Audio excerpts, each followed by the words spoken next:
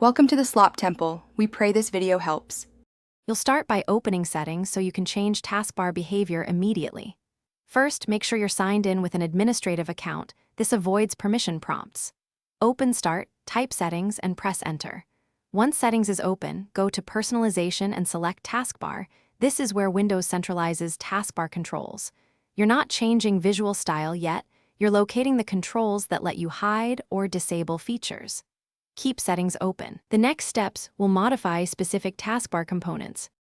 Now you'll disable taskbar elements and processes so the bar becomes unobtrusive or effectively closed.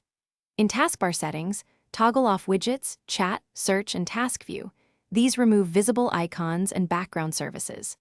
Next, open taskbar behaviors and enable auto-hide taskbar to hide it when not in use, or set alignment to left for minimal impact.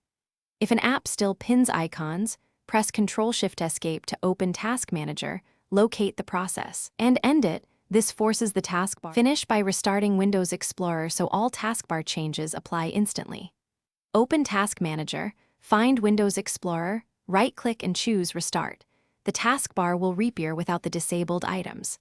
Make sure to remove unwanted startup apps in Settings App Startup so they don't repopulate the bar after reboot. If something goes wrong, restore your settings by reversing steps or using a restore point you made earlier. One quick fix: reboot once more if icons or behavior don't update immediately. Thanks for watching.